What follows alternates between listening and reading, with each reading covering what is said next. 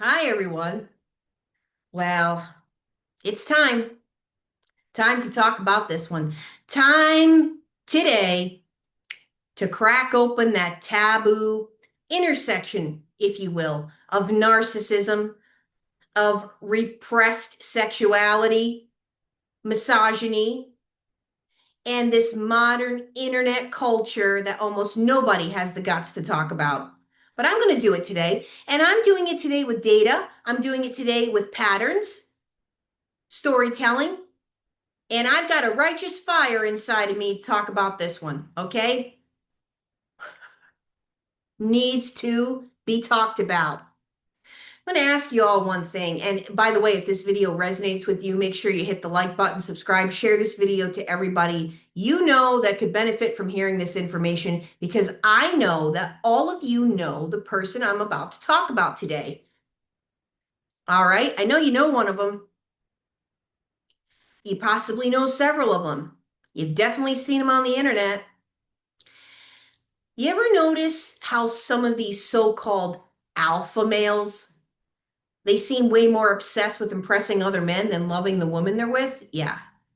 Well, I've been coaching people long enough to say this without flinching. There's a pattern here. And I'm about to expose it, okay? Because this whole thing, this entire thing, that's a narcissist right there hiding in plain sight. And boy, don't they hate these channels.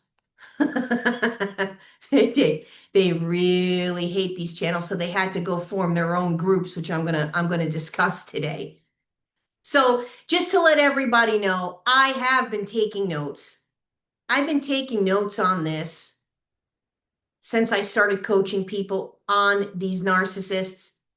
Okay, so I've been gathering the research on them for years now, since 2018. Every single coaching session, every YouTube comment that's been left, every email, every woman's story that's been shared with me, and I am seeing a specific breed right now of male narcissists rise up. And it's since around the year, I'd say 2014. And now the world is absolutely saturated with this new type of narcissist. So let me paint the picture for you. Uh, these men, they wear the costume, right? They got the big flashy watches. They try to look like they got the tailored suits, but they literally got them from Burlington Coat Factory. You know, they've got the tight floral or hot pink open button down shirts. They got the muscles that they're obsessively building. It's not to attract women, you guys. This is to perform for other men. All right. And so what they do is they cart women around like props, not partners. This is an accessory, right? It's like when they've got the woman around them, it's like they're proud of, it's almost like, that new pink shawl that they bought at Savers, that pink shawl. Sorry, I'm trying to get through this without laughing. And that pink shawl is what they're carting around. They're proud of that pink shawl that they found at Savers. That's what a woman is to them, because deep down, many of them absolutely resent women. So some of them are just using them as cover, and others are competing with them. And let me make this clear, this is not about sexuality. This is about control. This is about performance. And what this really is deep-seated shame. What I like to say is they're into stew, not Sue. Okay? So this is performance masculinity. It's what this is. So they start podcasts. They lead the bro talk, the bro tribes. They hide behind absolute hate groups, because that's what this is. They're hate groups. And they call themselves MGTOW, men going their own way, or the red pill. And then they throw out phrases like, oh, high value man. What is a high value man? Like they'd know anything about that. It's all performative. While they're spewing women hating garbage with their expensive lighting and cheap egos. And they create an entire culture where abuse, and that's what it is. It's abuse. It's absolute abuse. And they mask it as empowerment and shame. This is shame, and it's disguised as the truth. Oh, we're going to spill out the truth. We're going to have you take the red pill. And once again, who are they really trying to impress? Other men. It's performance for likes, clout, and male validation. Pay attention. This is for male validation.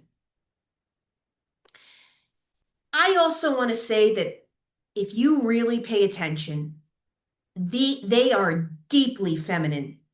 It's in their nature, and it's in the worst ways. You're going to see them being catty and jealous and emotionally chaotic. And they're constantly comparing themselves. That's all they're doing. You know, I call them the closet peggers of the Red Pill Bro Club. They're loud, they're insecure, they're desperate to dominate, but they can't keep their eyes off of one another. But there are women right now. This is where I want to get serious, okay? And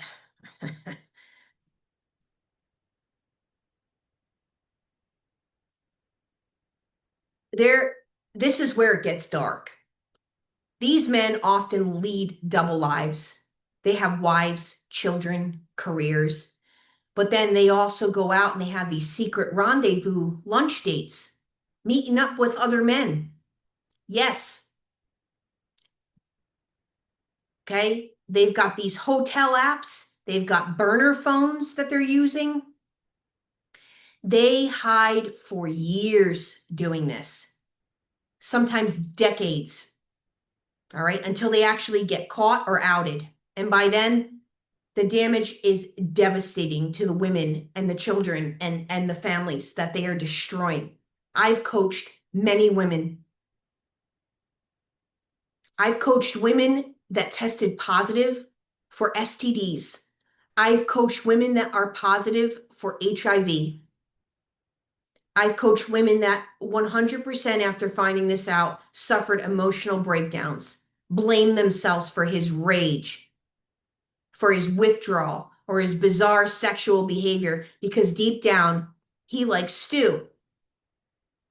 So in 2023 alone, the US reported over 39,000 new HIV diagnoses. Many of these cases were women who never, ever walked down the aisle with that man thinking that this was going to be their life, that this is where it was all going to lead to. That this is someone who is not who he has claimed to be. And let me get this straight to all of you right now. This isn't about homophobia, okay? This is being gay is not the problem here. Lying, manipulating, and using women as cover, that's the problem. So this video isn't about orientation. It's about deception. It's about narcissism. And it's about being a coward. Some of these men hate women to their core. They're porn addicted. Okay, they're filled with rage because of that. You think that decades worth of watching other men and women have sex haven't messed with them to make them behave this way? They've been watching. I don't even want to go into this video today, what they've been watching. But they are going, let me mark my words. They are going to drag you through emotional hell just to keep their false image intact. And again, I'm not talking about, in this video particular, I'm not talking about men who have been struggling. They might have been sexually abused, okay? And they're getting help for this. And they have come out the other side. They had the guts to talk about this. Okay, I'm not talking about you. I'm talking about the one who does not have the guts to talk about this and who is going out there into society, okay? You know, it's just like what Father Dan Reedhill said and I said this years ago, we have far gone past the days of Sodom and Gomorrah. What's happening right now, okay, this is self-worship. These men, they wake up every single day and they worship the mirror. They worship their following. They worship one another.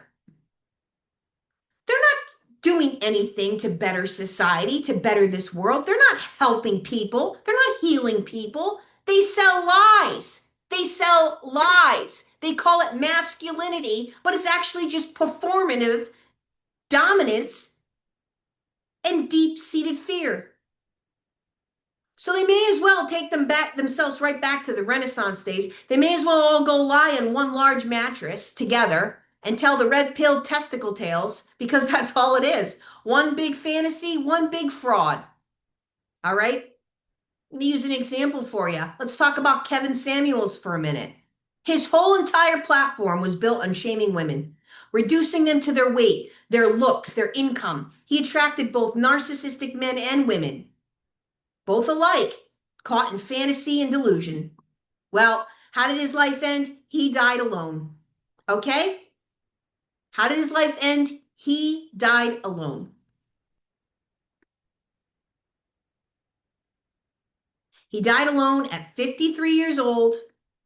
Okay?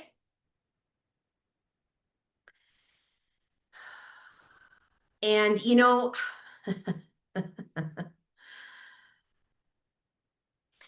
he was filled with rage. He was filled with hate. And in my honest opinion, he was still hiding. And that's what these men do.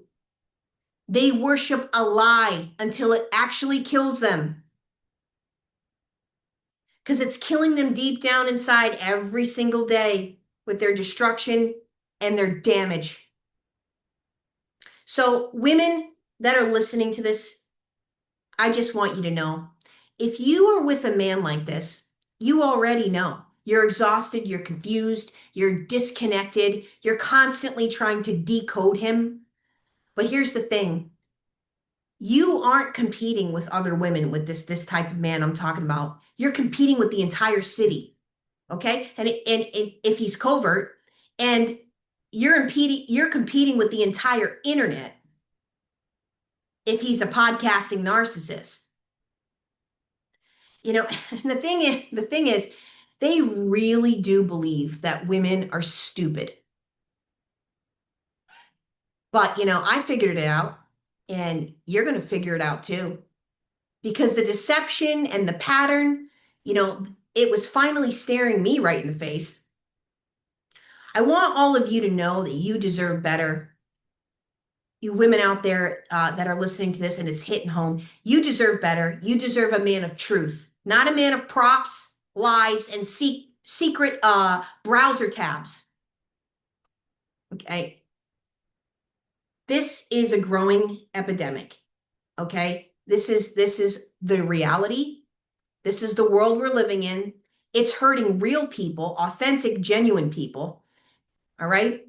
And if this video hit home for you, let people know in the comments. Let people know what you've been through, what you've seen for yourself, okay? Because we need to help the next woman out there before she gets caught in this trap. Because that's what it is. It's awful, and she needs to know. All right, so let's talk about it. Let's face it. Let's break it.